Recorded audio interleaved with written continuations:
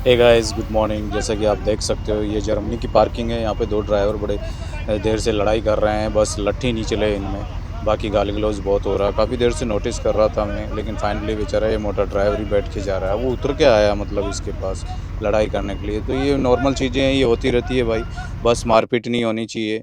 अगर लोकल हो और दोनों ही आपस में, तो भाई मारपीट भी हो सकती है, नॉर्मल बात है। सो इन चीज़ों से बच के रहना चाहिए हमेशा यूरोप में गाइस, क्योंकि हमारे साथ भी कई बार ऐसा होता है तो हम क्या इग्नोर कर देते हैं। अगर हम इन चीज़ों का फेस करें प्रॉब्लम, तो भाई हमारे लिए ज़्यादा प्रॉब्लम हो सकती है, क्योंकि हम तो फॉरेनर ठहरे।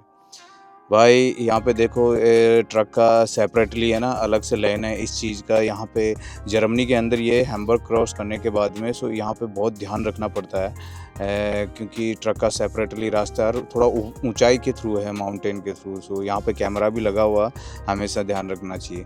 गाइज, मैं अपने कमेंट्स चेक कर रहा था, एक सब्सक्राइबर ने पूछा मेरे से कि यूरोप में ड्राइवर की सबसे बड़ी मुश्किल क्या है। सो गाइज, यहाँ पे मुश्किल तो देखो हर चीज़ में मुश्किल होती है, लेकिन सबसे बड़ी मुश्किल होती है भाई यहाँ पे लोनलीनेस को आप नज़रअंदाज करो। घर वालों की या बच्चों की याद आए, वाइफ माँ बाप की, माता पिता की अगर याद आती है, तो उसको हमेशा थोड़ा सा बात करके आप इग्नोर करने की कोशिश करें, क्योंकि बात करने से ही ये लोनलीनेस कटता है। सबसे बड़ा चैलेंज भाई ड्राइवर्स के लिए यही है। जो शादीशुदा है, चलो उनके लिए तो प्रॉब्लम नहीं है, लेकिन आजकल क्या है, मेरे भी 1-2 स्टूडेंट आए जो जिनकी उम्र मात्र 23, 24 और 25 साल थी। कि तो इस उम्र में क्या है, ये बच्चे लोग आ तो जाते हैं, लेकिन यहाँ पे सेटल होना बड़ा मुश्किल है। मतलब इतना अपनी फैमिली को मिस करते हैं। तो सबसे बड़ा गाइस, सबसे बड़ा मेरी नज़र में यही एक चैलेंज है। बाकी तो आपको जैसे कि प्रीवियस व्लॉग्स में बताया मैंने, वेदर से रिलेटेड भी है, थोड़ा इंग्लिश बेसिक होना चाहिए, अगर वो नहीं है तो और भी ज़्यादा प्रॉब्लम है।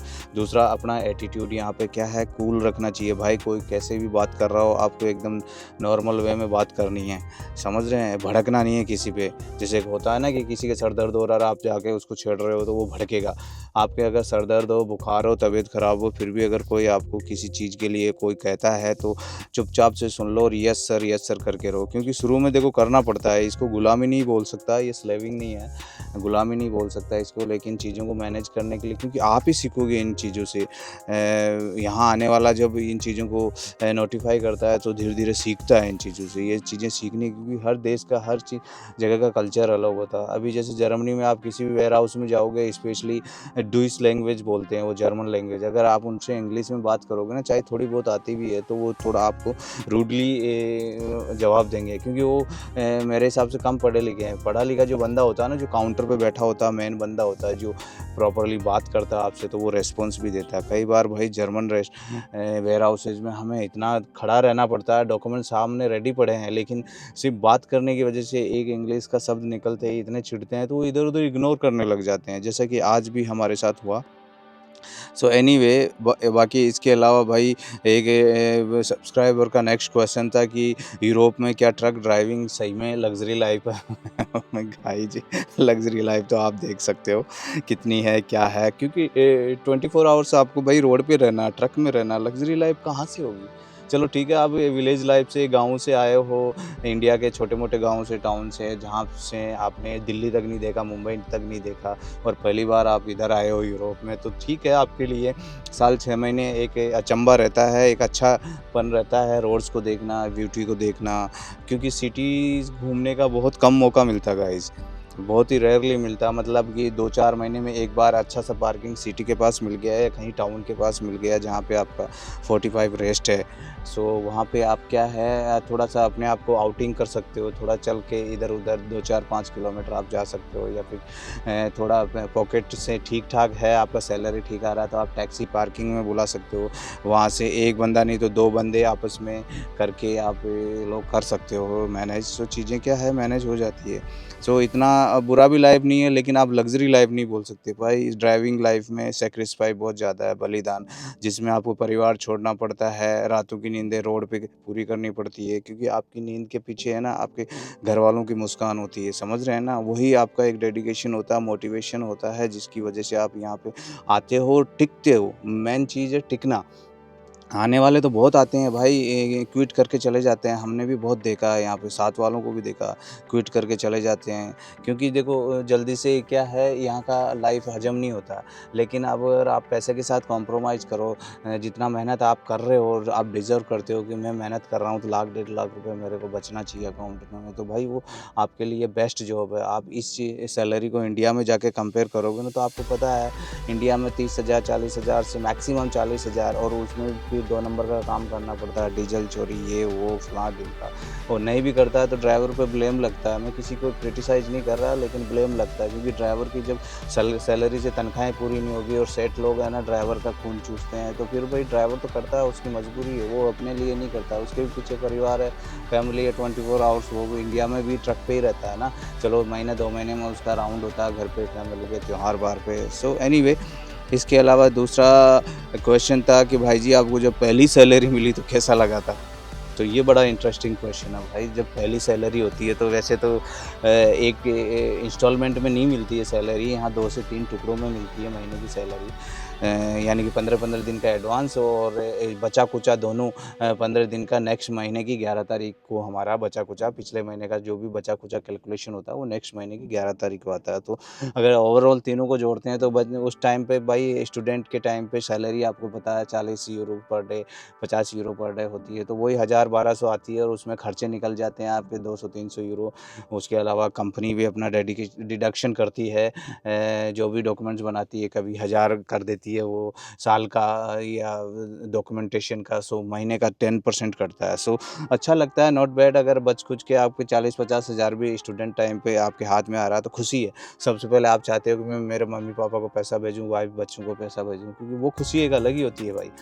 आपको पता है ना, 40-50 हज़ार रुपये अगर आपके ट्रेनिंग पीरियड में यहाँ बच रहे हैं और आपको उम्मीद है कि मैं 2-4 महीने में ये टेस्ट वगैरह पास करके फिर मैं वही लाख 1.5 लाख रुपए अपने अकाउंट में बचाऊंगा, तो बड़ी खुशी की बात है। गाइस यहाँ पे देखो रोड डाइवर्जन है, वो रोड भी सीधा जा रहा है, ये रोड भी सीधा जा रहा है, बट ये थोड़ा सा घूम के जा रहा है, समझ रहे हैं ना। यहाँ के फ्लाईओवर्स बड़े मस्त है, देखो ये हमेशा बीच में पिलर नहीं होता है इनके, एकदम एक रोड से उस रोड पे एकदम पूरा होता है। ये वाला पिलर वाला देखो, इसमें सेंट्री पुराने टाइम पे बना हुआ है। सो इंटरेस्टिंग है गाइस, ऐसे ही बने रहो मेरे साथ में। नेक्स्ट क्वेश्चन था गाइस एक सब्सक्राइबर का कि क्या यूरोप आने का फैसला आपका सही था या गलत था? हमें कि भाई यूरोप आने के लिए आप जब 8 से 10 लाख रुपए खर्च करते हो तो भाई फैसला तो सही होगा ना। वो क्लिक बैट होता है, मतलब आर या पार, क्योंकि यहाँ जब इतना पैसा खर्च करके आता है बंदा, मेहनत का पैसा, ये नहीं कि ज़मीन बेच के या इधर उधर का पैसा करके वो आ रहा है लोगों को बेवकूफ़ बना के जिनको वापस नहीं देना, चोरी चकारी या बेईमानी का पैसा इकट्ठा करके आ रहा है, तो उसका नहीं कह सकता भाई। जो मेहनत का पैसा करके खर्च आता है उसके लिए तो ये फैसला बहुत सही होता है। छोटी मोटी उलझनें आती रहती है, लेकिन चैलेंज है, चैलेंज को स्वीकार करना चाहिए, इसी का नाम लाइफ है। सो गाइज इसी तरह के कई क्वेश्चन है, सो मैं मेन क्वेश्चन का आंसर और एक्सप्लेनेशन दे रहा हूँ। अगले सब्सक्राइबर का मेरे क्वेश्चन था कि सबसे लंबा रूट कौन सा चले हो आप यूरोप में? तो भाई यूरोप में सबसे लंबा रूट, ये भी इंटरेस्टिंग क्वेश्चन है। सो मेरा है एकदम लातविया, नॉर्थ में है यूरोप के ऊपर की तरफ, रशिया के जस्ट नीचे एस्टोनिया, देन एस्टोनिया के नीचे लातविया है। लातविया से सबसे बड़ा रूट चलाऊँ गाइस में पोर्तुगाल। पोर्तुगाल का नाम सुना आपने, जो स्पेन के जस्ट नीचे की तरफ है भाई, 3,800 किलोमीटर लिस्बन सिटी। लातविया से लिस्बन सिटी 3,800 किलोमीटर, जिसको हमने भारतीय 36 यानी कि 21-21 घंटे की हमने 3 शिफ्ट करी है। सो हम करीब 5 दिन में पहुँचे हैं वहाँ पे, और हमारा वीकली रेस्ट वहीं पे हुआ। सो बड़ा इंटरेस्टिंग है गाइस। ये रूट लंबा चलना प्रॉब्लम वाला नहीं है यहाँ पे, क्योंकि जितना रूट लंबा मिलता है ना, एक बार कार्गो डाल लिया और आपको कंटिन्यू चलना है, लंबा रूट मिल गया तो उसमें टेंशन नहीं होती। एक तो 3-4 दिन आपके डिस्पैचर के कोई कॉल मैसेज नहीं आते, वो सिर्फ आपकी लोकेशन ट्रैक करता है, कहाँ चल रहे हो, कहाँ रेस्ट ले रहे हो, समझ रहे हो। दूसरा आपका सिर्फ प्लानिंग होता है कि मेरे को 21 घंटे ड्यूटी करनी है, उसमें 18 घंटे गाड़ी चलानी है, और जैसे तैसे करके आप 16 चला रहे हो, 18 चला रहे हो, और अपना शेड्यूल उस कंट्री में डाल रहे हो रेस्ट के लिए। रेगुलर रेस्ट जो 9 आवर्स का आता है या वीकली आवर्स का आता है, जो भी लॉन्ग रेस्ट होता है, तो वहाँ पे डाल रहे हो जो है जिस कंट्री में मतलब अलाउ है, या फिर ट्रैफिक बैन नहीं है, क्योंकि कई कंट्रीज़ में 45 आवर्स का रेस्ट अलाउ नहीं है गाइस। सो आपको क्या है, या तो उस कंट्री से पहले आपको 45 लेना है या फिर उस कंट्री को क्रॉस करके लेना। बाकी रेगुलर रेस्ट 9 आवर्स का तो आप कभी भी ले सकते हो किसी भी कंट्री में। गाइज़ हम विलेज के थ्रू होते हुए जा रहे हैं। हमारा पहला अनलोडिंग है यहाँ पे। ये अनलोडिंग करके हम सीधा पार्किंग में जाएंगे। छोटा सा फैक्ट्री है बट अच्छा फैक्ट्री है। विलेज के थ्रू जा रहे हैं, देख सकते हो 30 का स्पीड है यहाँ पे। बड़े प्यारे प्यारे हाउसेस बने हुए हैं, सभी की कार पार्किंग बाहर है। अपने क्या है, गैरेज होता है इंडिया में, बाहर अगर खड़ी कर दे तो फिर आपको पता है लठ बज जाए इंडिया में, क्योंकि लोगों को थोड़ा सा मेंटलिटी ख़राब है। लोग अगर मकान बनाते हैं तो उस पे 10 फीट का तो रैंप बना देंगे और आगे अपना अस्त व्यस्त सामान डाल देंगे, तो फिर कार का पार्किंग कहाँ बचता है।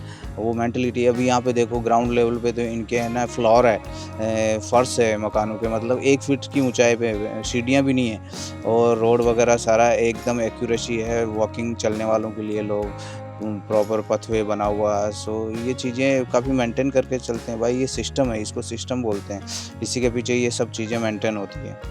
तो देखो किस हिसाब से साइकिलें चला रहे हैं, कारें खड़ी है, कोई डिस्टर्बेंस नहीं है। देखो बच्चे साइकिल की ट्रेनिंग कर रहे हैं मम्मी पापा के साथ। सो और इतनी सकड़ी रोड पे देखो, सिंगल रोड है लेकिन ट्रक जा रहा है, आराम से जा रहा है ना। इसलिए ये चीज़ें देखने की। अभी कार आ रही है, मेरी ग्रीन लाइट है, मैं निकल रहा हूँ।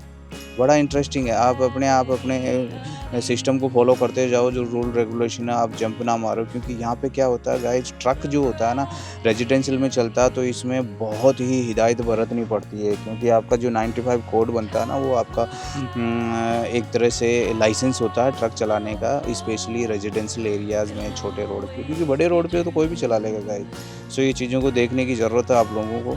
सो गाइज़ आई होप, मुझे उम्मीद है आपको पसंद आया होगा व्लॉग। सो आया तो प्लीज़ लाइक शेयर और सब्सक्राइब करेगा गाइज़। हमारा कंपनी आ गया है, अभी देखते हैं इसमें घुसने के बाद में कहाँ पे क्या ऑफिस है। मेरे हिसाब से बैक में है ऑफिस, क्योंकि मैंने सैटेलाइट मैप में जूम करके देखा, इसका ऑफिस बैक की तरफ है और इसका रैंप भी पीछे की तरफ है। सो वहाँ जाके हम खाली करते हैं, जल्दी से जल्दी खाली करें गाइज, और फिर हम सीधा पार्किंग में निकले। हमारा 9 आवर्स का रेस्ट भी है। सो गाइज अभी आ गए हैं हम, जैसा कि आपको बताया हाईवे पे आ गए हैं, अभी रेस्ट लेना है हमें। नेक्स्ट क्वेश्चन था गाइज, एक ये भी देना ज़रूरी था जवाब आपको, कि नाइट का ड्राइविंग ज़्यादा मुश्किल होता है या दिन का।